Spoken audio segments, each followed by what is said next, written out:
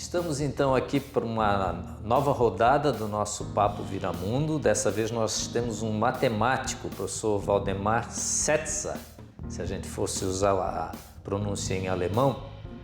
E o professor Waldemar, ele é professor do IME, do Instituto. No IME não é Instituto Militar de Engenharia, no IME é Instituto de Matemática e Estatística, da USP. Departamento de Ciência da Computação. E ele é do Departamento de Ciência da Computação. O professor Setzer ficou famoso na imprensa há umas 2 décadas atrás, fazendo teatro com os alunos. Eu me lembro que eu li isso aí, algumas reportagens no jornal da USP, etc. Isso. Então ele tem muito para contar. Mas eu ia começar perguntando para o professor Setzer um pouco assim, se na infância já tinha paixão pela matemática, como é que foi o namoro, o noivado e o casamento com a matemática? Porque... Na verdade, eu não sou matemático, eu sou cientista da computação. Até um pouco defasado, porque já faz tempo que eu não me dedico à pesquisa nessa área. Mas eu lembro muito bem, durante a guerra, Segunda Guerra, quando ela terminou eu tinha 5 anos. Eu me lembro muito bem de meu avô, meu pai, meu tio, todos falecidos. No escritório do meu avô, ele tinha uma casa na Avenida Brasil. Era a única casa do quarteirão. E a rua era de terra. Né? Uhum. E eles ouviam a BBC, as notícias da guerra. Uhum. Né? E eu ficava no chão com bloquinhos desses de madeira, fazendo construções. Então eles diziam, ele vai ser engenheiro. Sei. E de fato, eu acabei indo para engenharia e eu vou confessar... A sua graduação foi em engenharia? Foi engenharia eletrônica no ITA. No ITA. Em 1963. Turma chamada Turma da Graminha, de 63. Certo. E o que aconteceu foi que eu tinha na cabeça que eu ia ser engenheiro. O meu pai tinha sido engenheiro, foi um grande cientista, o José Setzer, foi ele que introduziu a ciência do solo, a pedologia no Brasil. Uhum. Ele conhecia os solos do estado de São Paulo com uma palma da mão dele. Imprimiu vários atlas, inclusive o primeiro atlas ecológico do estado de São Paulo, foi ele que fez. Bom, enfim, aí eu acabei indo para a engenharia. Meu pai me colocou na melhor escola naquela época, que era o Bandeirantes, depois de ter feito o colégio estadual no Fernão Dias, em Pinheiros. Fui para o colegial no Bandeirantes, e para a área de Ciências Exatas e Engenharia. E no último ano circulou umas fichas de inscrição para o vestibular do ITA. Eu preenchi, né? E fui fazer o vestibular. E passei. E eu me lembro muito bem, um colega que estava no último ano do ITA me telefonou dizendo que eu tinha passado. Veja que coisa pessoal que eles faziam. Um aluno me telefonou dizendo que eu tinha passado. E eu estava estudando para o vestibular da Poli, né, com o livro na mão. E eu fiz assim, ó. E fui para o ITA. É mesmo? E enterrei 5 anos da minha vida no ITA, literalmente. Certo. Se eu tivesse ficado em São Paulo, eu teria continuado a ter um intenso contato com a cultura, principalmente musical, porque eu era músico. Né? Eu era flautista, eu era o aluno mais adiantado de flauta naquela época. Hoje em dia existem 100 alunos de flauta que tocam 100 vezes melhor do que eu tocava naquela época. Certo. Mas muito curioso em termos de música, minha mãe me trouxe um disco do Rampal, famoso flautista Rampal, que já faleceu, lá da Argentina. Ela me trouxe um disco, eu ouvi aquele som e disse, não, eu preciso ter um som desses. Não é? Né? O equipamento? Não, ela me trouxe um disco. Então, certo. Eu ouvindo o disco do Rampal, eu tinha um som tão maravilhoso que eu dizia, eu quero ter um som desses. E acabei tendo um som muito puro. E eu era praticamente o único que tinha aquele tipo de som na flauta naquela época. Porque, veja só, por imitação, né? Como a gente tem um objetivo e sempre acaba chegando lá, mesmo que de uma maneira inconsciente. A gente não sabe como é que você, não é? Como é que você faz para chegar ali. Não é? Mas então tem um certo arrependimento, digamos, de ter Aí, passado então, eu esse fui para período o no ITA, ITA. não é? Em parte porque eu estava fugindo de casa. Ah, Uma entendi. mãe muito possessiva. Aham. Então eu queria ir embora Ah, e fui entendi. para lá. Aham. E lá eu nunca me integrei muito na minha turma, por causa da minha bagagem cultural que eu trazia da minha casa. E Certo. os outros colegas não tinham essa bagagem, a menos de um ou outro. E, mas eu continuei tocando lá, formamos um conjunto, chamava-se Conjunto de Câmara do ITA, demos concertos no Vale do Paraíba e lá no próprio ITA, então eu continuei a atividade musical sozinho, né? E, E ah, estudando. e estudando. E por Muito, que eu me provavelmente. enterrei? Aham. Porque era um absurdo de exigência. Eu não sei se continua do mesmo jeito, mas era um absurdo, absurdo, absurdo. Por exemplo, vou dar um exemplo. Eu tive um ano, 2 semestres de teoria do controle. Né? Eu fiz engenharia eletrônica. Tinha teoria do controle, acho que era no terceiro ano. E quem dava aula era o Boff, o famoso Boff. E aí, o Boff dava 3 aulas por semana. Cada aula, ele passava uma série de exercícios para a aula seguinte. Certo. Não é? Ainda temos aqui na Poli um pouco disso Olha, também. olha, depois de cada semestre eu tinha dois fichários dessa grossura com exercícios que eu tinha feito. Sabe o que eu me lembro daquela matéria toda de um ano?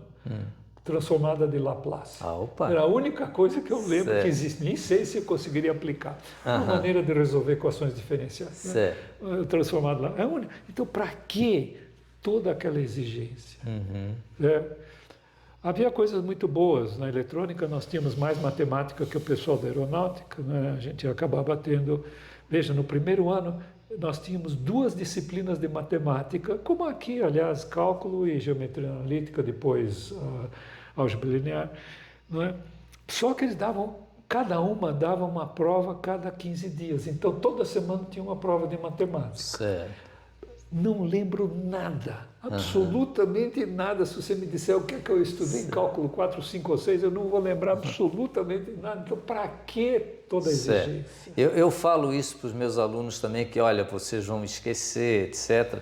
Mas aí eu gostaria de já aproveitar esse ponto que está marcado aqui, que eu queria discutir um pouco com o senhor, se o ensino atual precisa ser reformulado e nesse sentido, se a USP está fazendo alguma coisa. Totalmente reformulado em todos os níveis. Sim, em todos os níveis. E eu tenho uma bagagem, eu tenho um conhecimento do ensino fundamental né? E do ensino médio, que é a pedagogia Waldorf. Meus 4 filhos se formaram na escola Waldorf Rudolstein, e minha esposa foi 28 anos médica dessa escola, conhece profundamente a pedagogia. Mas no ensino superior, o ensino superior aqui no Brasil, na minha opinião, imitou o europeu, principalmente o francês, e foi profissionalizante. Não está certo. Os americanos que estavam corretos. Antes de fazer engenharia ou medicina, você vai para o college. Faz uma base ampla. Tem uma cultura geral. Certo. Claro, para depois ir especializar em engenharia ou medicina. Não sei se outros também usam o mesmo padrão de entrar primeiro no college. Certo? Nós não, aqui nós vamos direto. Então, lá na matemática, o que é que os alunos aprendem? Matemática, estatística e computação. No bacharelado em ciência da computação, eu que reformulei quando eu voltei de um pós-doutorado, quando eu voltei em 72, eu peguei a primeira turma que entrou no bacharelado de ciência da computação, em 1972, eles entraram direto no segundo ano. Pegaram alunos do primeiro e abriram as vagas para o segundo ano. Então eu peguei essa turma e fui levando na minha mão, assim, com todo carinho, modificando em cada semestre, eu modificava o currículo para se adaptar mais à ciência da computação, porque era um currículo de matemática aplicada praticamente. E de certo modo similar à estratégia Waldorf, de ter um docente acompanhando a turma, não era esse o espírito? Isso foi uma coisa pessoal minha. Certo. Pessoal, você tem razão. Isso acontece nas escolas Waldorf durante o ensino fundamental. Idealmente, o professor pega no primeiro ano e leva até o oitavo, sendo que ele dá todas as matérias principais. Por exemplo, língua, se ele não fala, outro que dá, educação física, trabalhos manuais, arte, música, tudo são outros que dão. Mas ele dá toda a parte das matérias básicas, português, matemática, ciências, geografia, história, tudo ele que dá. E com isso ele conhece o aluno de uma maneira extraordinária.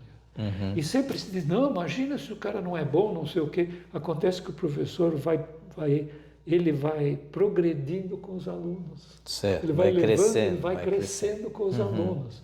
Então, às vezes dá algum problema e os professores tomam cuidado disso. Mas existe alguma possibilidade? No ensino médio existe um tutor que acompanha tudo. Certo. Mas não foi isso que me motivou. Me motivou o carinho que eu tinha por aqueles que entraram e tentando ajudar. Entendi. E aí eu fui modificando até eles se formarem em 74. E lá eu dei a primeira vez uma disciplina no Brasil de impacto social individual dos computadores. Nunca tinha havido essa disciplina.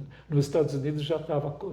Só que foi época da ditadura, e quando eu propus essa disciplina na congregação, eu era o chefe do departamento, o pessoal reagiu, imagina impacto social, parece comunista. Então eu mudei para computadores na sociedade e na empresa, ficou o nome, ficou sempre o nome. Certo. E eu fui o único que dei. Depois que eu me aposentei, ainda dei alguns anos, depois parou, ninguém mais deu. Não é? E eu fazia questão porque eu achava que tinha que dar um aspecto mostrando as consequências da computação do ponto de vista individual e social, que não é uma coisa tranquila. E hoje em dia, com a inteligência artificial, com machine learning, a coisa explodiu, né? Em termos de consequências, em termos de impacto social e individual. Mas eu dei essa disciplina. Como ficaria assim um ensino mais aplicado, digamos assim, quando for contraposto a um ensino como é na matemática, onde se estuda a teoria, onde se estuda a essência da verdade, né? Onde é tudo mais teórico. Nem tudo é verdade, porque existem problemas indecidíveis. Não se sabe se tem solução ou não na matemática. Mas isso é um outro problema. Quando eu falei dessa primeira turma, sabe por quê, Marcílio? Porque eu coloquei, aliás, acho que já tinha 4 semestres de física. Certo? Por quê? Eu achava que a física, o conhecimento da física era absolutamente essencial para qualquer educação científica básica. Tem que conhecer física. Né? Então, 4 semestres. Só que os professores da física eram terríveis. E os alunos foram pedindo para tirar, e sumiu totalmente do currículo. Inclusive, sabe o que eu dizia? Vamos colocar eletricidade no primeiro ano. Né? Não. Porque eles começavam com mecânica, era recordação recordação do colégio, só que com algumas integrais, equações diferenciais que eles nem tinham tido na matemática ainda. Então eu disse, vamos fazer só um semestre de eletricidade e um semestre de eletrônica, do ponto de vista prático, não é? Não estudar a teoria do transistor, mas entender como é que ele funciona, como se fosse uma válvula, certo? Uma coisa muito simples. O funcionamento, como se fosse um relé. Eu vou silenciar o meu. Ih, cara. Pronto. E aí, eu sempre achei que devia ter, só que meus colegas não se convenceram. Eu acho uma pena, porque eu achava que os alunos deviam fazer laboratório. Mexer com as mãos, soldar alguma coisa, você está entendendo? Certo. Porque senão fica tudo na mente, tudo abstrato. Claro, que a matemática, estatística e computação. A computação é abstrata.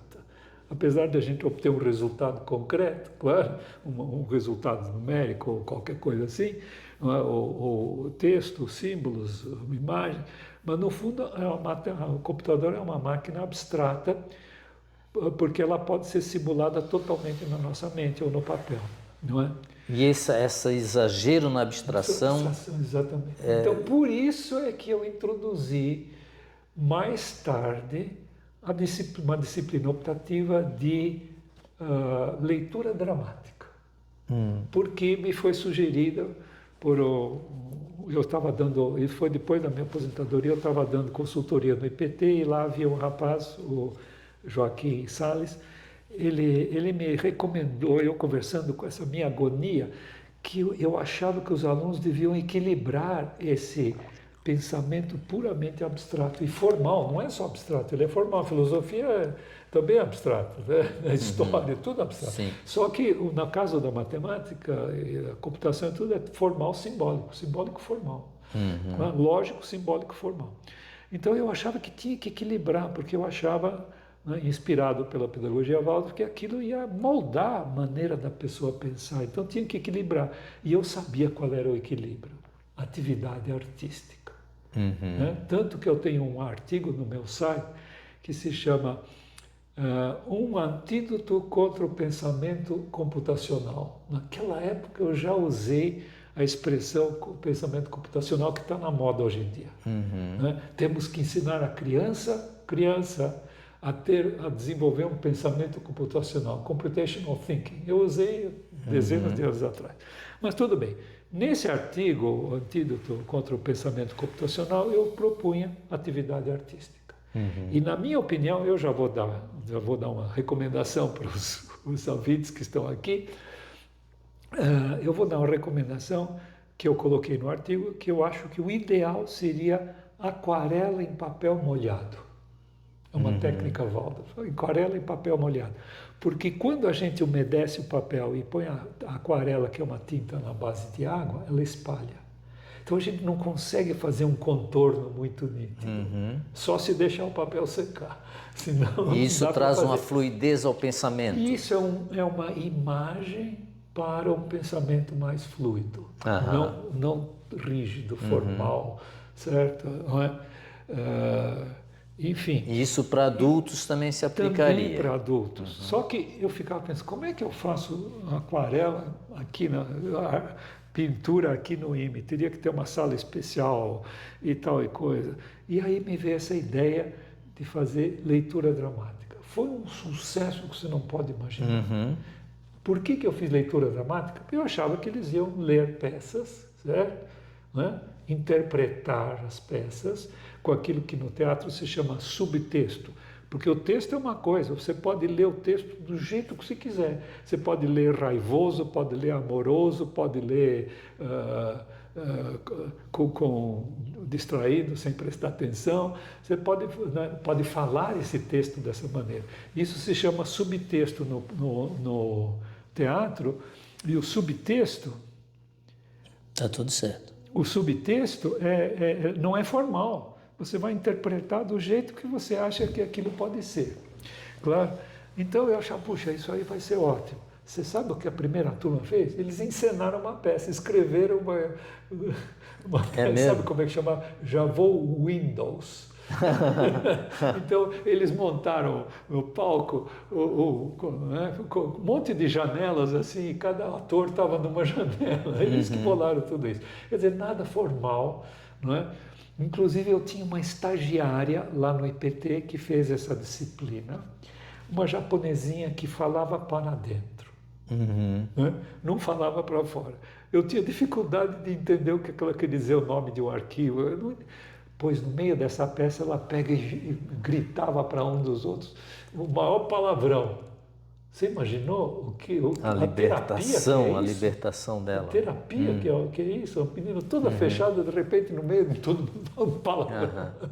Falando em terapia também, me interessaria se saber um pouco sobre o que se fala muito hoje em dia, que com essa concentração, esse bombardeamento de notícias e WhatsApp, e e-mail, etc., se nós estamos ficando doentes, né? Não tem dúvida. E se o professor da USP teria alguma saída, ou a USP como instituição, para poder resolver esse problema de doença mental, intelectual? Isso volta para onde eu queria chegar.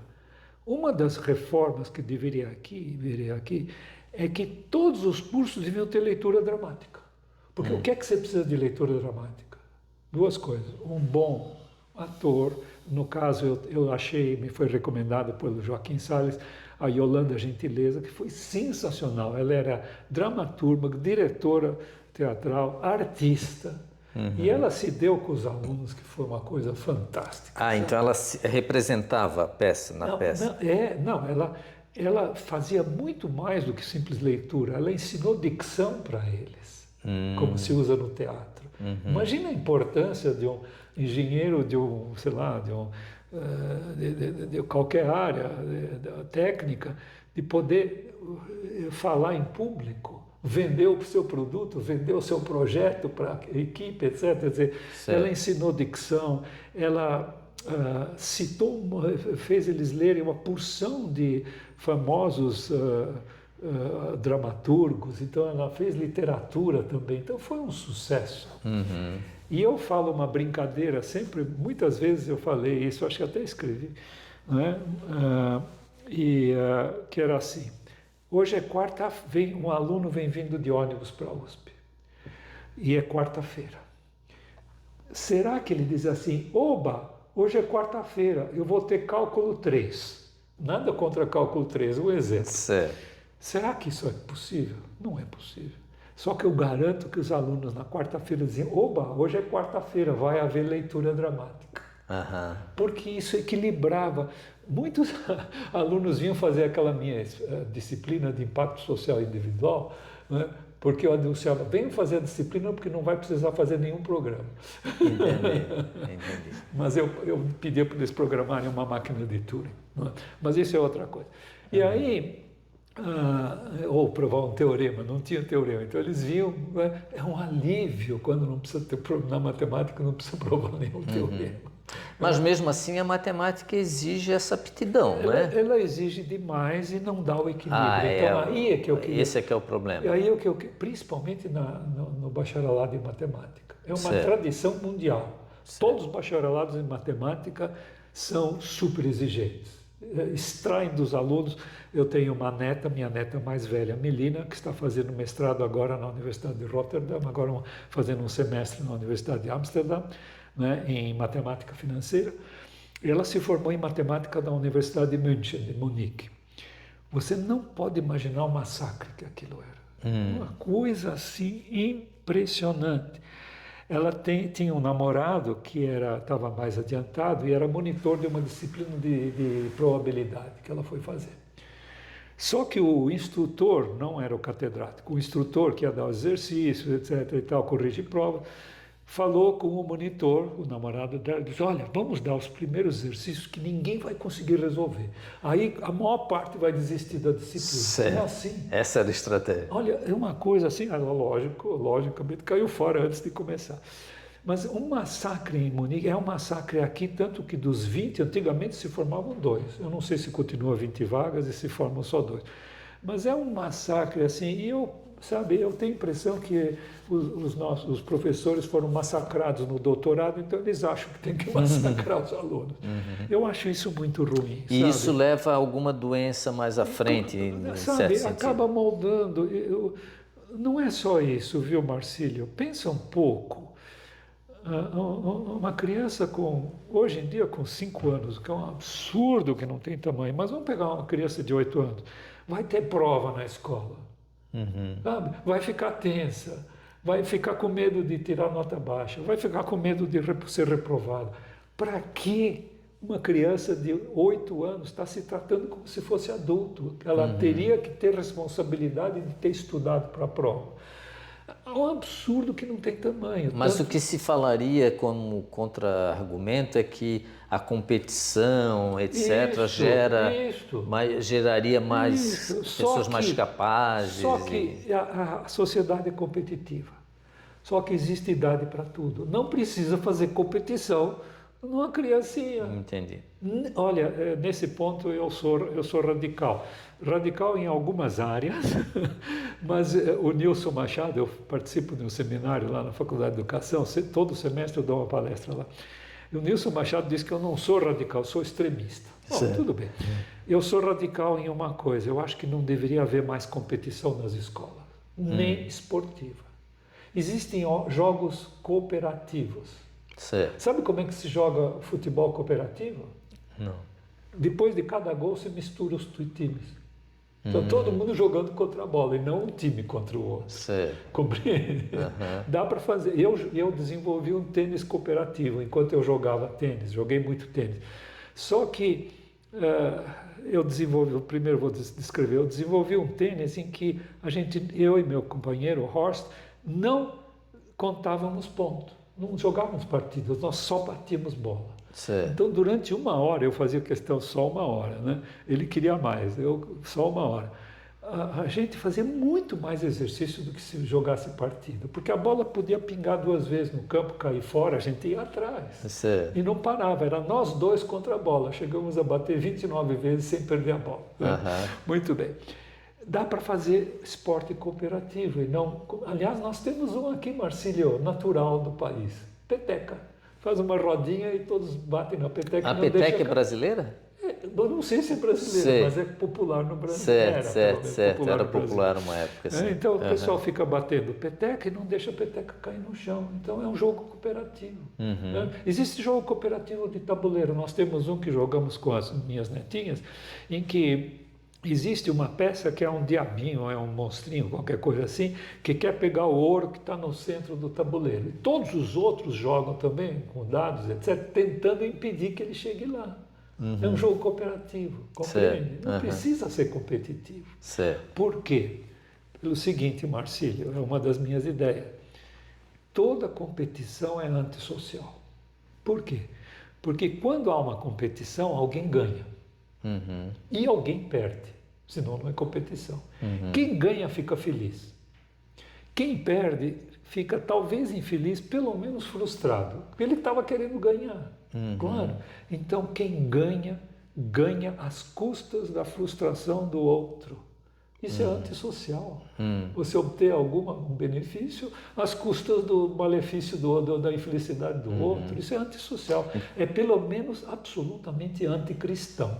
De modo que eu nunca entendi como é que colégio de padre e de freira fazem competições esportivas. Certo. Então eu sou nesse sentido eu acho que eu sou radical, ou segundo eu sou extremista.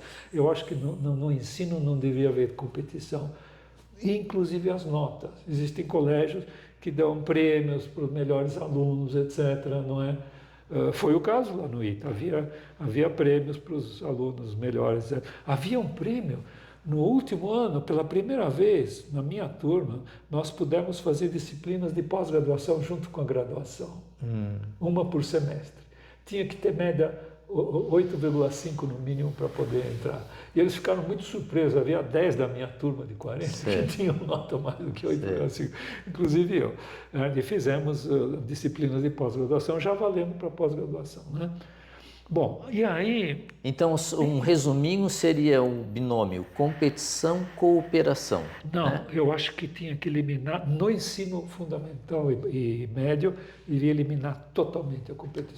Certo, mas são esses dois polos, digamos aí. Por quê? Você falou que a sociedade é competitiva. Ela é, mas não precisa a criança aprender a competir. Foi o caso dos meus filhos, porque não existe... Mas aí ela não estaria não preparada quando chegasse a época da competição? Meus 4 filhos se formaram na escola Waldorf, que não tem competição. Né? Talvez tenha até alguma coisa... Acho que não tinha competição. Como eu falei, ele gosta de misturar times, é coisa típica Waldorf. Mas enfim, o meu filho entrou direto na matemática. Depois de 1 ano ele chegou: papai, eu já me sacrifiquei o suficiente, eu quero gozar minha vida. Foi para o outro lado da rua, foi fazer administração. E naquela época, os cursos da Faculdade FEA, tinha festinha no Grêmio todas as noites. Certo.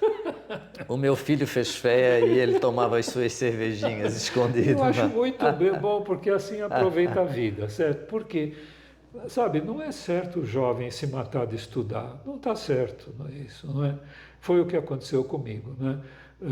Sábado eu voltava do ITA para casa, deitava depois do almoço e ia acordar somente no domingo na tarde para pegar o ônibus e voltar para a faculdade. Certo. Sabe, para que todo aquele exagero? Mas existe esse conceito de meritocracia que é muito forte na USP, né? E Exato. os colegas aí que estão nos escutando devem já ter ouvido falar disso, inclusive do meu trabalho em convidar o professor Michael Sandel para um encontro de docentes que falou de meritocracia. E essa meritocracia, então, não é a ideia de que se eu estudo mais, etc., eu consigo avançar na carreira e me tornar um titular, etc. Como é que fica isso? Assim? Eu escrevi um artigo, está no meu site. Por que os engenheiros do ITA têm tanto sucesso? Certo. Você sabe onde é que eu coloquei a culpa disso? O fato de todos morarem na escola. Era o que eu chamei efeito H8, porque era, né, da aeronáutica, tudo militar, então cada prédio tinha um código. O H8 era o prédio dos apartamentos dos alunos. Todos Certo. moram lá. E a gente tinha colegas no apartamento. Havia apartamento de 6, apartamento de 4. E você tem que aprender a conviver. À força. Certo. E eu acho que esse foi o maior ensino que a gente teve no ITA. A gente ter convivido com pessoas totalmente diferentes, de regiões diferentes, religiões às vezes diferentes. Né? Eu tive um colega de quarto, cuja mãe era a maior espírita de Santos. Ele dizia assim, não tem perigo, não vai haver guerra nuclear, os espíritos não vão deixar. Besteira, o ser humano está com liberdade para fazer besteira. Mas não tem importância. Então, essa convivência foi muito importante. Então, eu acho que... Não, mas como ficou essa minha afirmativa de que se eu estudo mais, eu tenho mais mérito, e por ter mais mérito eu avanço na carreira, e isso não seria, assim, contrário a essa ideia de não competição? Eu não acho que é a competição que vai fazer o formado aqui na Poli, enfim, ser nosso curso de computação, ser um bom profissional. Não acho que é a competição em si. Entendi. Claro, eu acho que enfim, na engenharia, tudo aquilo que a gente aprende, sabe? Eu tenho muita habilidade com as mãos para consertar. Lá em Ubatuba, no sábado passado, eu consertei o chuveiro da minha cunhada. Abri o chuveiro e tal, consertei o chuveiro. Essa habilidade a gente obtém no laboratório, não precisa competir. É lógico que tem que haver alguma exigência, mas eu acho que não precisava ser tanta exigência assim. Simplesmente porque eles não vão lembrar de quase nada do que aprenderam. Entendi. Então vai amadurecendo, etc. Não precisava ser tão exigente. Agora, mais importante, Marcílio, tinha que equilibrar. Não pode ser só intelectual. E a universidade é intelectual em todas as áreas, menos talvez as artes, se é que não tem toda a parte intelectual lá nas artes também, né? Lá na ECA. Mas estudando história da arte e tendências artísticas, movimentos artísticos, é tudo intelectual, né? Eu acho que a gente deveria equilibrar, e eu tenho a impressão que o equilíbrio mais importante são atividades artísticas e sociais. Porque eu acho que hoje em dia o valor que se dá para uma pessoa, essa é uma das minhas ideias, o valor que se dá para uma pessoa tem que ser em ordem decrescente. O mais importante é a produção social, que é o que nós estamos precisando hoje em dia. A segunda é a produção artística. Em terceiro lugar vem a produção intelectual. E em quarto, a produção física. Um atleta, sei lá, lógico que o artesão tem que ter habilidade artística, etc. Mas eu acho que o mais importante do artesão não é a habilidade artística, mas é a criatividade artística que ele tem, né, de criar alguma coisa. Então, primeiro produção social, vamos repetir isso aí. Depois produção artística. Depois intelectual e depois física. Porque se você faz uma produção puramente intelectual, se a gente faz um ensino puramente intelectual, que tipo de gente que nós estamos formando? Nós não estamos formando pessoas, nós estamos formando técnicos. Certo. Claro, nós temos que formar pessoas em primeiro lugar. Por isso eu acho que atividades sociais deveriam ser incentivadas pelas faculdades. Deixa-se para o Grêmio. O Grêmio faz... isso é coisa do Grêmio. Ou então... E também cultura geral. O que a gente assume aqui? Que o sujeito vai adquirir cultura geral lá fora. Tinha que ser aqui dentro cultura geral.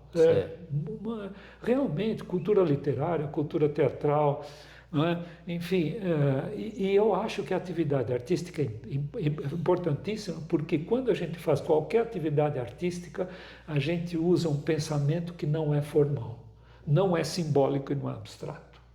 Claro, é um pensamento intuitivo. O pior, eu pintei muito, o pior de um pintor quando vê a tela branca. Sabe por quê? Quando a gente é intelectual, a gente tem a tendência de pensar o que é que eu vou fazer e começa a imaginar. Não pode. Quando a gente pinta, tem que soltar. Deixa as cores aparecerem, né? E aos poucos você vai vendo o que, que vai surgindo e vai melhorando aquilo lá. Quer dizer, no teatro existe o subtexto, como interpretar o texto, certo? Pode ser amorosamente, pode ser com ódio, etc. Então, isso aí não é formal. Tá. Não é? Eu vou ser um pouquinho provocativo, professor Setsa, Diga. no sentido de que algum colega nosso aí poderia dizer, mas se eu tenho que me dedicar à produção artística, social, artística, cultural e etc., eu não teria tempo durante a minha formação técnica de aprender coisas técnicas na universidade, porque eu estaria preenchendo esse meu espaço com... O que nós estamos querendo formar? Puros técnicos que não têm um pingo de sensibilidade social, não têm um pingo de sensibilidade artística, não é? Como, por exemplo, imagino que na arquitetura eles desenvolvam sensibilidade artística. Certo? A falta de sensibilidade artística pode nos levar à cidade feia, né, onde a gente mora, né? Claro, É isso, talvez. Claro.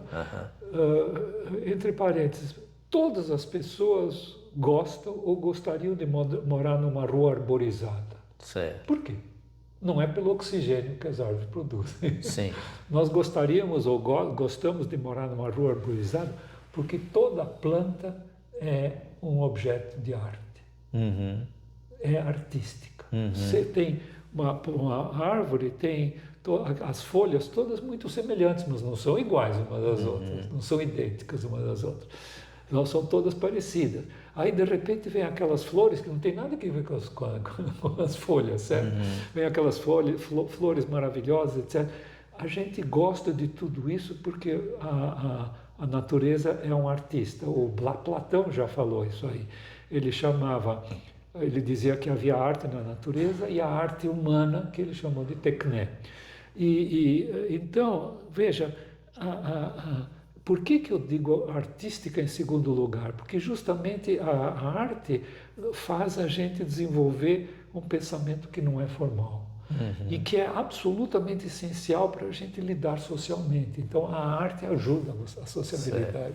Eu vou botar um intervalinho que eu tive um contato uma vez com um pintor chamado Rodrigo Raro, de Santa Catarina, em Florianópolis, e ele me disse que o belo é útil por ser belo, porque eu perguntei a parte da utilidade da arte, né?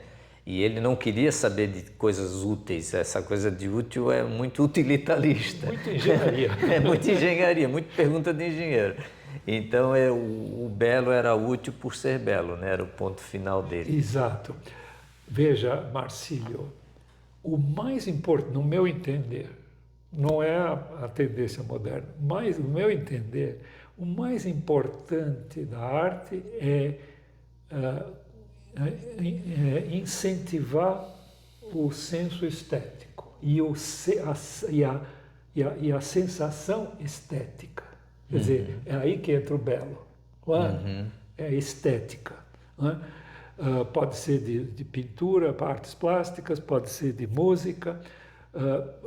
Por isso que as pessoas gostam quando as músicas são harmônicas, isto é, usam a harmonia natural das notas, certo? E aí vem o modernismo, etc., e destrói tudo isso, não é? E na música, então, se tem a música que não usa mais a harmonia, tem a música eletrônica, começou com a música dodecafônica, a música atonal, etc., e as pessoas, quando ouvem aquilo, eu tenho uma amiga que vai muito assistir concertos da USESP, esteve no último sábado lá, na Orquestra Sinfônica do Estado, e ela detestou o último concerto, porque tinha No começo uma música que era uma barulheira sem fim, porque saiu da harmonia, que é aquilo que desperta em nós o senso estético na música. Compreendeu? Então, por isso que, enfim, mas eu compreendo, a arte acompanhou o desenvolvimento do ser humano. E uma grande parte desse desenvolvimento do ser humano foi a conquista da liberdade.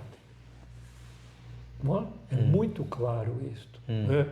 Por exemplo, na antiguidade bíblica, as pessoas não tinham a liberdade que a gente tem hoje, não tinham autoconsciência e precisavam de mandamentos para se comportar. Hoje em dia, ninguém quer seguir mandamentos, todos querem compreender. Compreender que eu chego num farol, né, na rua, num cruzamento, e eu paro porque a lei que me obriga a parar, senão eu levo uma multa, é justa. Porque se eu passar o farol vermelho, eu sou capaz de atropelar alguém, bater num outro carro, etc. Ela é justa, ela ordena o trânsito. Então, quando eu paro, consciente da justificativa da lei, eu estou parando em liberdade, apesar de seguir a lei. Claro, agora, se eu seguir cegamente a lei, ou não cruzar por medo de ser abalroado, de atropelar alguém, me dar uma dor de cabeça dos diabos, etc., por medo, aí eu não sou livre também. O medo não... Tá certo. Então quer dizer que se na idade grega, etc., não tinha essa liberdade e hoje tem essa liberdade, então a gente está falando de desenvolvimento humano. Então o homem se transforma ao longo dos séculos.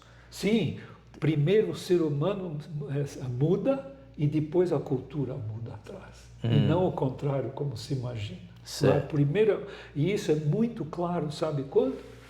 No começo do século XV. 1400 e alguma coisa. 1415, por aí, mais ou menos. E entre 15 e 25, o Brunelleschi, que foi o famoso arquiteto, fez a cúpula lá na Catedral Santa Maria del Fiore, em Florença. Ele fez uma experiência para demonstrar a perspectiva linear que não existia na Idade Média. Alguns pintores fizeram, mas era coisa assim, sem querer, né? Não era consciente. E ele pega e faz um aparelho, olha só, Marcílio, um aparelho para demonstrar que a perspectiva linear funcionava. Como é que era? Era o seguinte, ele pintou a praça da Santa Maria del Fiore, né? Só que ele pôs atrás de um quadro. Atrás, espelhado. Aí ele colocou e fez um furo no quadro. A pessoa olhava pelo furo e via a praça. Tá? Aí ele colocou um suporte com um aparato, um pedaço de madeira que tampava a praça. Certo? Ou pelo menos um pedaço da praça. Quando ele punha assim, né, a pessoa não via a praça ou não via um pedaço dela. Aí ele virava essa madeira e atrás tinha um espelho. Espelhava o quadro dele, onde tinha um furinho, que estava pintado em perspectiva e as pessoas viam a praça outra vez, apesar de estar tapada. Certo. Então ele demonstrou a perspectiva. Veja o avanço que houve na humanidade. Foi uma coisa extraordinária. E isso levou esse avanço, esse desenvolvimento da autoconsciência, da necessidade de provar coisas, de experimentar. Isso é típico começou naquela época, os descobrimentos, tudo naquela época. Então houve uma descontinuidade na evolução da humanidade. Outra descontinuidade houve na época grega, que você falou da Grécia. De repente aparece filosofia e matemática. Claro, a matemática, claro, né? Imagina o livro Elementos de Geometria, do Euclides, né? Foi uma revolução, de repente ele provava todas as construções geométricas, etc., não é? Nunca tinha havido isso. Isso, e a certo momento aparece o eu também, a biografia, né? Isso aparece principalmente depois do século XV. Certo. Antes, os pintores não assinavam, não é? Não assinavam. Por exemplo, na Grécia, não se sabe quem é que foram os autores daquelas estátuas maravilhosas. Sabia do Fídias. O Fídias ficou famoso pela estátua da Atena, que ficava lá no Partenon, né? E ele ficou famoso por causa dessa estátua, mas e também por ter orientado toda a construção do Partenon, né, que usa proporções áureas, enfim, essas coisas todas. E aí veja, de repente as pessoas começam a ser autoconscientes, começam a ter percepção do seu eu. Eu sou um eu diferente de outros eus. E eu é uma palavra muito, muito especial. As pessoas não percebem isso. Mas eu posso falar do Marcílio que está aí, do celular que está lá gravando, mas eu não posso falar eu para nada fora de mim. Isso indica alguma coisa muito profunda dentro de nós. E quando eu falo eu, não estou falando apenas do meu aspecto, da minha memória, né, do meu temperamento, dos meus ideais. Eu estou falando muito mais do que tudo isso, que é o eu, certo? Que no meu entender, vou avançar aqui, vou me permitir avançar, ele não é físico. Certo. E eu vou falar sobre isso na palestra hoje, não sobre o eu, mas vou falar sobre outras coisas que não são físicas na palestra de hoje para os alunos. Eles vão ouvir coisas que eles jamais ouviram. Eu aproveitei a presença do professor Setzer na Poli para ele dar uma palestra sobre inteligência artificial para os alunos do meu curso de Cultura Tecnológica. Isso. E nós vamos ainda agora, nessa parte da nossa entrevista, falar um pouquinho sobre inteligência artificial também, Ótimo. que é uma sobremesa muito boa que a gente deixou mais para o final. Sim. Mas eu queria, antes de entrar na inteligência artificial, a gente falou do eu, etc., eu queria falar um pouquinho da evolução, né? E a evolução me parece que pressupõe a existência do tempo. E o tempo é uma coisa que eu penso nele e não consigo chegar a lugar nenhum. Então eu queria saber o que o professor Setzer tem a falar para nós sobre o tempo. Sim. O tempo é uma coisa muito especial, porque ele tem que ser vivenciado, ele não pode ser observado. A gente observa o fluir do tempo quando existe uma mudança no espaço. Houve uma mudança no espaço e isso decorreu no tempo. Aí a gente tem a vivência do tempo, mas a gente não observa o tempo. Claro. Não entendi. Será que talvez os nossos colegas eu observo também... o espaço, olhando aqui no meio, eu enxergo não muito nítido, as duas mãos, eu estou vendo o espaço entre elas. Né? Eu estou vendo o espaço, os objetos no espaço, mas eu não tenho a percepção do tempo. Entendi. Eu tenho que vivenciar o tempo, não observar o tempo. Tá claro? Quem estudou bastante o tempo foi Bergson, Henri Bergson, né? E ele tomou vários tipos de tempo, mas para mim a coisa é muito simples. Não podemos observar o tempo, nós temos que vivenciar o tempo. Não é? Mas o tempo existe. Ele existe, mas não pode ser observado.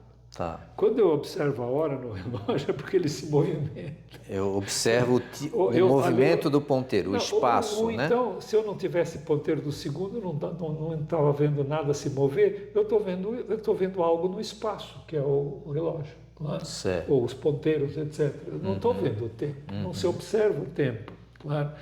Nós podemos ter a sensação do tempo quando a gente vê algo se movendo. Claro, esse é o mistério do tempo. E é interessante que o tempo da física não é o nosso tempo. Porque você pode pôr um sinal negativo e ir para trás à vontade. Certo. Menos tempo. Claro, não é o nosso tempo. Não é? E, além disso, é um tempo que, como tudo na física, e é o grande problema na física, é que é tudo medido por meio de instrumentos. Não existe mais uma física que a gente faz pessoalmente. Aliás, eu posso mostrar para você uma física que eu posso fazer. Me arranja uma folha de papel, se tem alguma aí. Sim. Isso. Eu vou mostrar como a gente pode fazer uma física que todos os professores de ensino médio deviam dar. Todos os professores de física. E que não dão. Que é uma física qualitativa. Marcílio, o que acontece se eu assoprar embaixo da folha? A folha, eu sei pelo Ah, efeito. você já Eu sei sabe. pelo efeito Pois quando eu faço isso, aerodinâmico. em geral, né, Certo. a folha vai subir. E aí eu pergunto, o que acontece se eu assopro por cima? Todos dizem não vai acontecer nada. O que vai acontecer? Ela sobe. Sim. Isso é física qualitativa e tão fácil de explicar, não é? Uhum. Quando eu assopro, existem partículas do ar, não é, que estão batendo continuamente em nós, aqui na folha de papel, dos dois lados. Quando eu falo que é a pressão do ar, não é? Da atmosfera. Quando eu faço assim, eu estou tirando as partículas de cima e continuo embaixo. Certo. Quer dizer, sabe? E é o princípio o princípio de Bernoulli, que é a base da avião. aerodinâmica. Quer dizer, imagina, olha só que coisa, Marcílio. Todas as pessoas já viram avião, talvez muitas viajaram de avião e não sabem por que o avião voa. Sim. E é tão simples. Não é? É simplesmente mostrar que a asa do avião tem essa forma, embaixo é plana, e aí ele tem aquela curva em cima. A velocidade do ar em cima tem que ser necessariamente maior do que embaixo, e aqui eu fiz exatamente uma velocidade maior. O que explica o sugador do dentista. Tem aplicações práticas. A água passa lá e suga, faz uma pressão menor. Não é? O ar tem que entrar lá porque ficou com pressão menor no tubinho que chega lá no tubo grande que está levando a água. É o sugador do dentista. Você veja. Mas o tempo, eu vou voltar um pouquinho ao tempo, né? Quando a gente falou lá dos gregos, os gregos era 2.000 anos atrás. Os judeus lá no Egito, 4.000 anos, 3.000 anos, né? O Homo sapiens, talvez 1 milhão de anos. Então, esse 1 milhão, 5, 2.000, esses números, eles representam, já que a gente não tem essa vivência deles, né? Porque já aconteceram, né? Como é que fica isso? Eles estão tão distantes quanto eu penso, ou você pensa uma distância diferente da minha? Como é que é? Isso é muito interessante, porque nós temos a vivência do tempo porque nós lembramos do passado. Se a gente não tivesse memória, nós não teríamos consciência do eu. Pessoal, por causa da nossa memória, uma das causas, vai haver outra que eu vou mostrar hoje na palestra, nós nos sentimos como pessoa. Né? Então, essa memória, nós temos a vivência do passado. O instante presente, nós também vivenciamos. Claro, a física, isso não existe na física, o instante presente. O instante presente, por quê? Porque a gente imagina o futuro e lembra do passado. A diferença entre os dois é o instante presente. Então, nós temos a vivência do tempo, novamente uma vivência pela nossa memória, de bom, aquilo se passou, que é o que eu fiz ontem, né? Então, ou como é que eu fiz, qual é o caminho que eu percorri para chegar aqui até esse prédio, vindo lá de Santo Amaro, da minha casa. Enfim, isso é tudo passado, não é? Então a gente pode novamente reconstruir o passado. E aqui a gente chega numa coisa muito interessante, que eu aproveito para falar. A nossa percepção visual é muito nítida quando a visão é sadia. A nossa lembrança nunca é nítida. Nunca é nítida. Olha que coisa, a gente lembra vagamente das coisas. Você pode olhar, se você olhar para esse meu celular aqui, fixar bem, depois fechar os olhos, você vai lembrar de várias coisas, a forma, a cor dele, está escrito Samsung, tem as câmeras, não sei o quê, mas você não vai ter tanta nitidez quanto, não é? O que contraria a teoria da evolução de Darwin, porque na evolução, quanto mais perfeito fosse a nossa memória, melhor seria para nós, claro, melhor para a sobrevivência. No entanto, a nossa memória não é nítida. Não é muito interessante isso. Não é? Então... Mas e o tempo agora é mais rápido do que o tempo passado? Porque a gente estava chegando... Sim, já estamos em novembro e meu Deus, já passou um ano e já estava o Natal de novo, né? É verdade. É muito rápido o tempo da vida moderna, diferente? Verdade, por causa da agitação e da quantidade de coisas diferentes que acontecem. Antigamente, quando se era um lavrador, etc., ele ia lá com a sua enxada, ou enfim, qualquer coisa, ele sempre via aquela terra, era sempre a mesma coisa. Quer dizer, existia uma continuidade. Hoje em dia a nossa vida é tremendamente descontínua. Há pouco tempo atrás, né, eu saí de casa, eram 9h05 mais ou menos, eu estava num outro ambiente, agora eu estou num ambiente totalmente diferente. E olha o problema, eu vim de automóvel. Milhões de imagens eu tive na vinda desde Santo Amaro até aqui, cidade universitária. É uma agitação sem parar. Por isso eu recomendo que se faça exercícios de concentração mental. Que é uma das palestras que eu dou. É uma das palestras no site do professor Setsa, é sobre concentração mental. E meditação. Eu faço uma distinção entre as duas. Certo. Eu acho muito importante fazer um exercício, todo dia, um pouco de exercício de concentração mental. Porque quando a Por gente... exemplo, dá um exemplo para a gente no exercício? Eu vou dar um teste que eu desenvolvi de Pois concentração mental, que qualquer pessoa pode fazer. Sentem-se bem relaxado, não existe posição ideal a não ser a relaxada. Não é para ficar sentado em posição de lótus, isso é tudo que eu chamo muleta, sem pejorativo. Muleta para ajudar alguma coisa que a gente não precisava, tá bom. E se uma pessoa sadia usa muleta, acaba atrofiando, né? Então, sem muleta, sem ajuda, sem incenso, sem música, não é? Somente a gente senta bem relaxado, não é? E aí pode até sentir, como muitas pessoas fazem, sentir os músculos relaxando até a cabeça. Tudo bem, bem relaxado. Fecha os olhos. Deve ser um ambiente que não tem muito ruído, né, para a gente poder se concentrar. E aí, imagine, primeiro o exercício que eu vou passar. Imagine um mostrador desses de banco, de cartório, com números vermelhos. Existem pessoas que não conseguem pensar colorido, imaginar colorido. Não tem importância, imagina preto. Tá? Então, imagine um mostrador, digamos, colorido, e lá o número 100. Então, imagine um mostrador com o número 100, e aí a gente fala interiormente, sem abrir a boca, fala 100, pensa 100. Aí, imagine um 99 no mostrador, e fala interiormente 99. Imagina um 98, fala 98, e assim por diante para trás. Tá? Por que para trás? Porque nós não estamos acostumados a contar de trás para frente. Então isso ajuda a concentração. Porque se a gente contar de frente para trás, pode distrair. E qual é o exercício? Não pensar em mais nada do que aquela imagem. E não ouvir interiormente nenhum som, não falar interiormente nada além daquelas, no número, enfim, a palavra dos números, né? O nome dos números.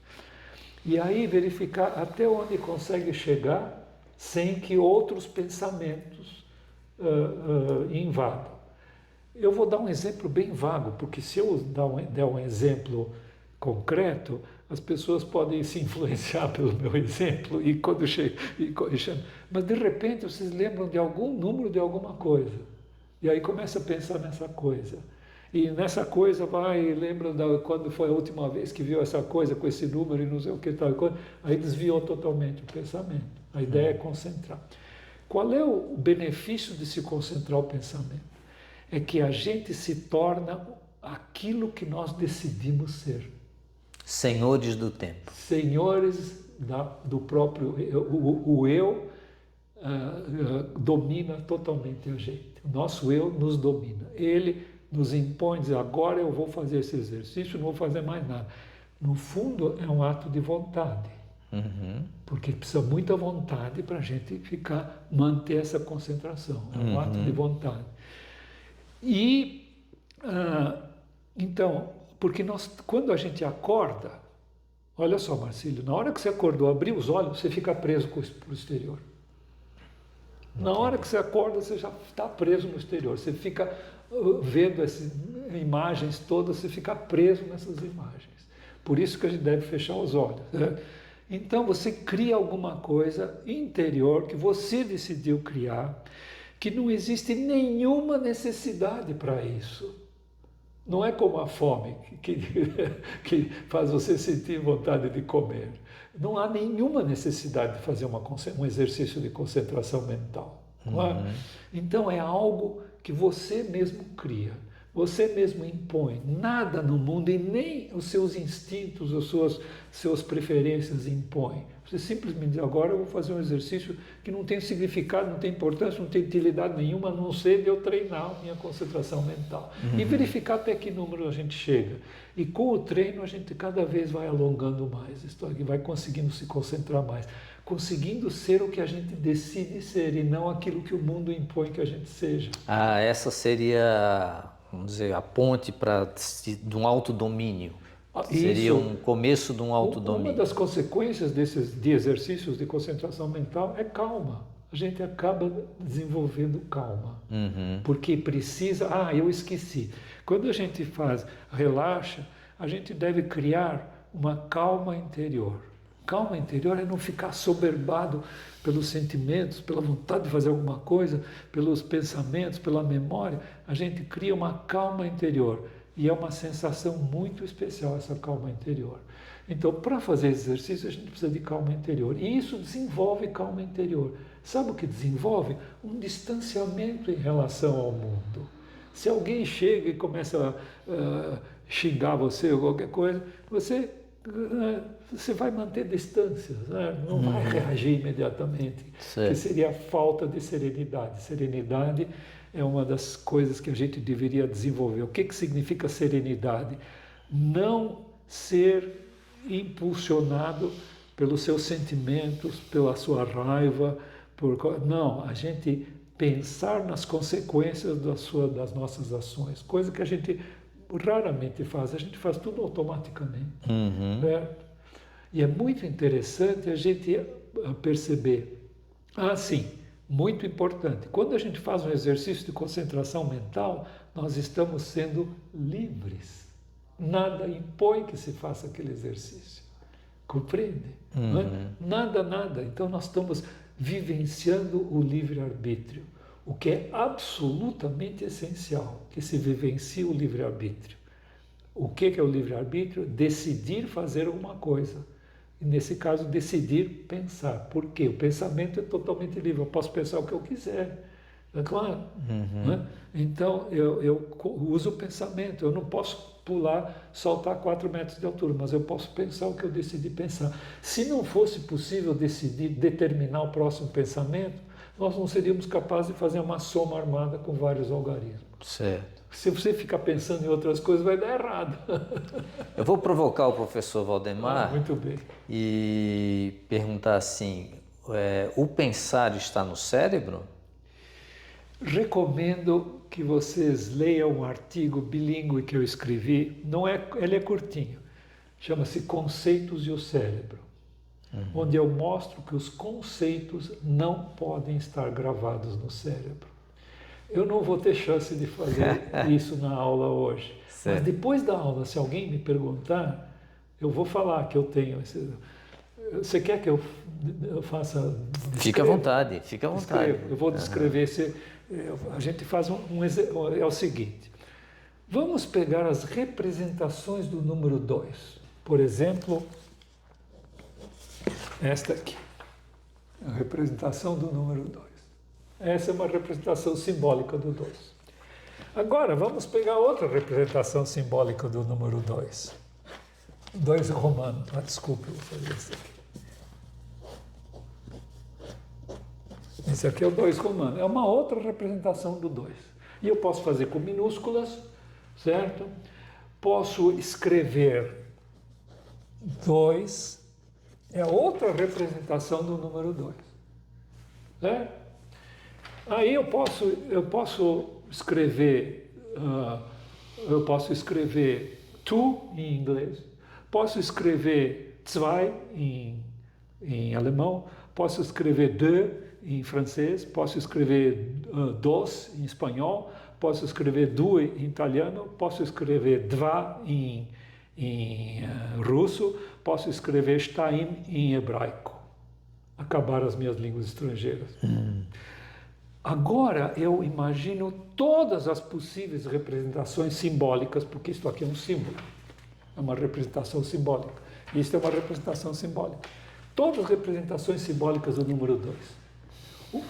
Duas folhas de papel. Essa é uma representação do número 2, 2 folhas de papel. O que é que todas têm em comum? O conceito puro do 2. É isso que existe em comum em todas as representações do 2. Simbólicas, escritas, objetos, 2 vacas, qualquer coisa. O que há de comum entre todas elas é o puro conceito do 2, conceito puro do 2. Só que esse conceito do puro do 2, aí vem uma hipótese muito importante, não tem representação simbólica. Isto aqui é uma possível representação simbólica do conceito puro, mas não é o conceito puro. O conceito puro não tem representação simbólica. Se ele não tem representação simbólica, ele não pode estar no nosso cérebro. Não pode estar gravado no nosso cérebro. Não se sabe onde é que no nosso cérebro está o 2 e como é que a gente usa. Claro?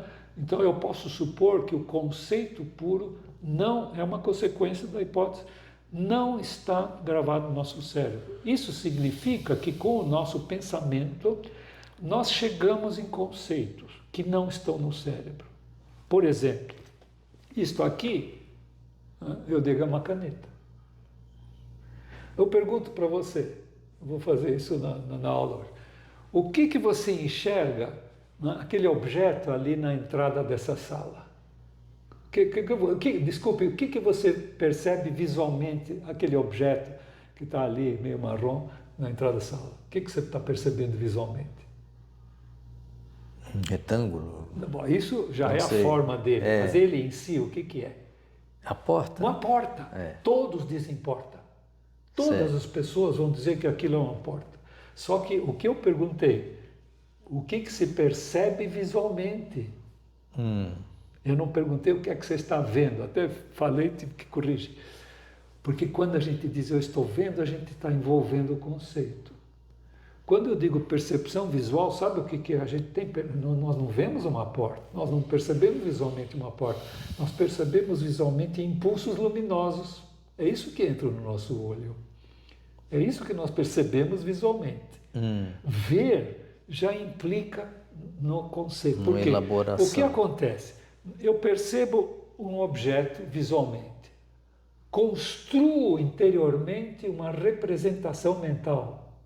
Eu tenho essa caneta dentro de mim, eu estou vendo a imagem dela dentro de mim, não é? Então, eu construo a representação mental. A partir da representação mental, eu chego no conceito. Isso é imediato, é instantâneo. No instante a gente chega no conceito. Eu olho o celular, papel, espiral, e não sei. A gente está sempre permanentemente fazendo isso. Só que nada disso está no nosso cérebro. Não é que nós estamos consultando no nosso cérebro. Está tudo fora, os conceitos não estão dentro do nosso cérebro. Isso é feito com o pensamento. Então, o pensamento... Mas eles não estão caminhando com o meu corpo físico quando eu ando por aí, esses conceitos. Eles estão num outro espaço, talvez. Ele faz parte do objeto. O objeto tem a sua forma física. E ele tem um conceito por trás dele, tem uma essência por trás dele. A essência desta aqui é ser uma caneta, com todas as consequências de ser uma caneta. Poder pôr no bolso, poder escrever, etc. e tal. Todas as consequências de uma caneta. Pertence à categoria das canetas. Categoria aristotélica das canetas. Estou expandindo. E aí, como é que isso é feito? Aí nós temos, primeiramente, a representação mental. A imagem que nós temos interiormente disto aqui, não se sabe como ela é formada, não sei se você sabe disso. Aí não se detetou no nervo óptico uma imagem elétrica daquilo que a gente está vendo. Não é? Não existe. Sim, não. Sabe o que passa? Ruído. É isso que se detetou no nervo óptico de animais, etc. Eu tenho até exemplo, mas deixa para lá. E aí, a partir da representação mental, essa imagem interior, claro, que é feita com o nosso pensamento, a partir da representação mental, eu chego no conceito. É uma caneta, é o conceito desse objeto, a essência dele. A essência que transcende o objeto. Então, o que está acontecendo, Marcílio? Eu percebo um objeto e completo a percepção com o conceito dele. E isso é feito pelo pensamento. Olha a importância do pensamento. Schopenhauer, por exemplo, deu importância fundamental para a vontade, a filosofia da vontade. O Hegel, os conceitos em si. O primeiro que deu importância ao pensamento foi Rudolf Steiner, no livro Filosofia da Liberdade. Tem uma nova edição do ano passado, que eu e minha esposa fizemos uma revisão muito rigorosa. E aí, então, é interessante a gente se conscientizar do que é o pensamento. Porque quando num público eu pergunto, todos vocês pensam, não pensam? Sim. O que é o pensar? Ninguém é capaz de responder. Pensar é imaginar, alguém fala, e daí? Certo? Criar uma imagem interior, e daí? Né? Ser criativo, o que é ser criativo? Acho que eu não vou falar sobre isso hoje. Não, eu sei, mas assim, com essas ideias provocativas do professor Setzer, a gente caminha, agora eu estava olhando ali o tempo, caminha mais para o final, né, da nossa entrevista. Eu queria voltar para aí eu deixaria à vontade para você finalizar. A universidade tem que deixar de ser exclusivamente profissionalizante. Nós temos que não formar técnicos profissionais, nós temos que formar pessoas. O mundo está precisando de pessoas. Por que eu coloquei a produção intelectual em terceiro lugar? Nós estamos repletos de produção intelectual. Está melhorando o mundo? Veja só as guerras que nós temos. Veja só a Venezuela agora querendo invadir a Guiana. Nós estamos melhorando o mundo?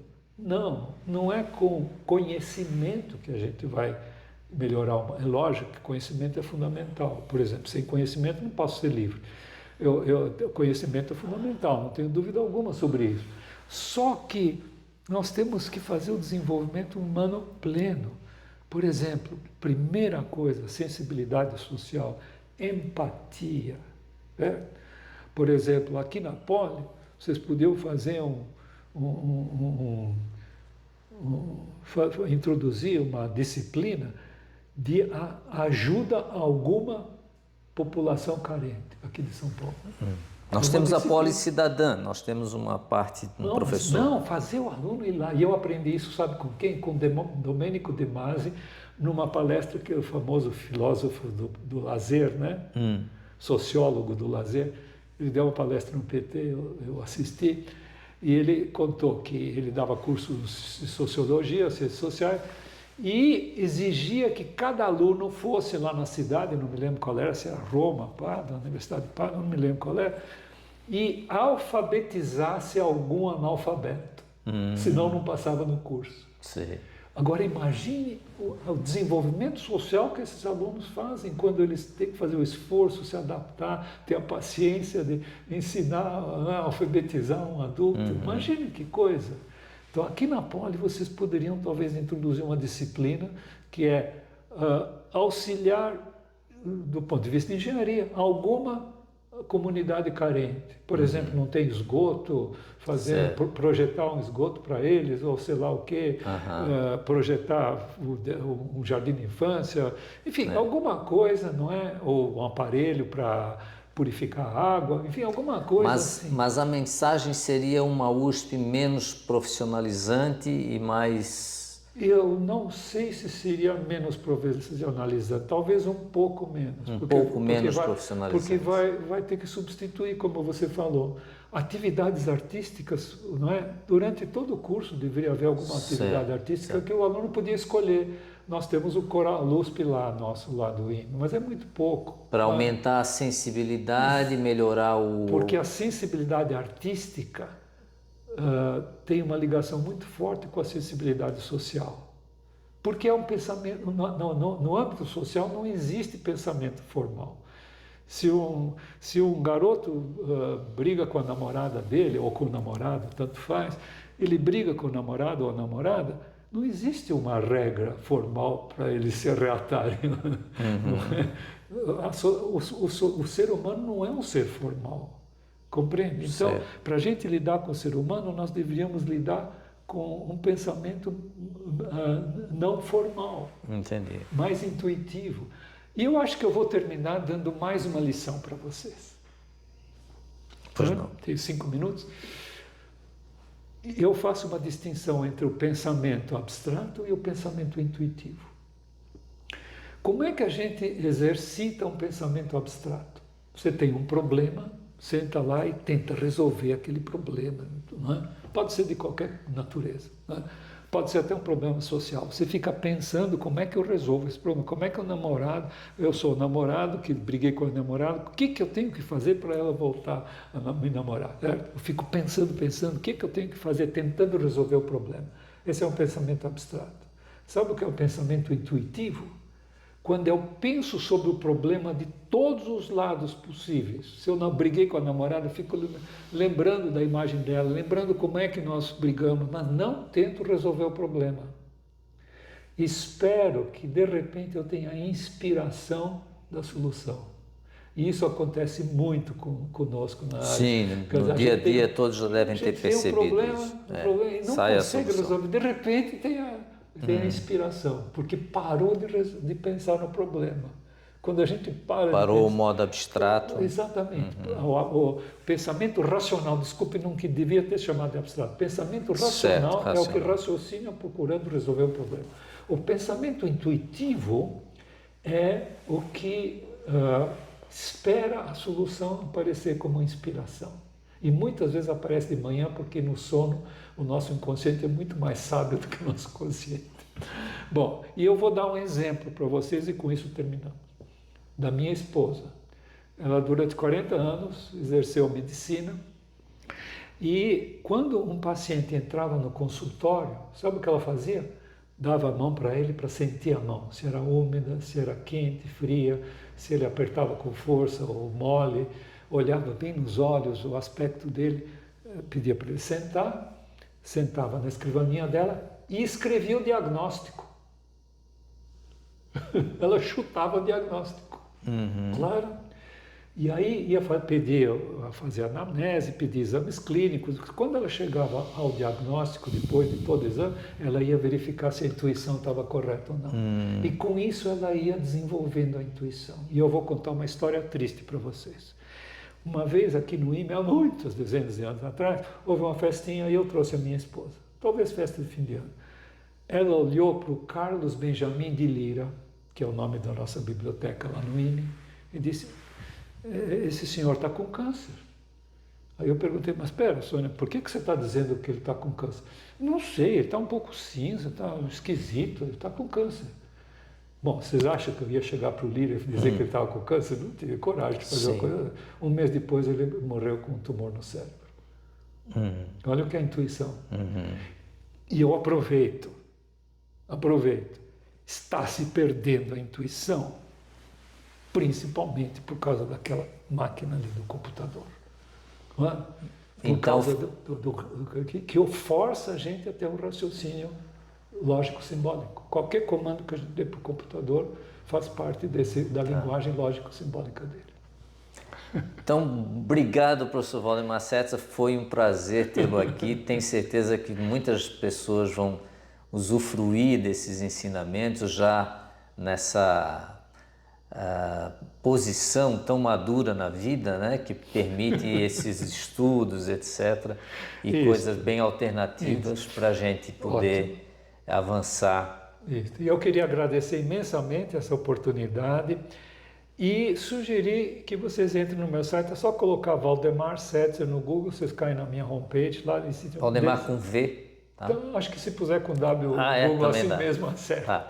Bom, mas tudo bem. E aí, dê uma olhada nos meus artigos, talvez vocês achem, tem muita coisa lá, vocês achem alguma coisa que interesse. E eu estou à disposição para conversar pessoalmente, para dar palestras em qualquer ambiente, fazer debates. Eu estou louco para fazer um debate com a Natália Pasternak e o Carlos Orsi sobre o livro Que Bobagem. Escrever uma resenha sobre um capítulo do livro, vejam no meu site. Estou louco para ter um debate com eles, jamais eles vão querer.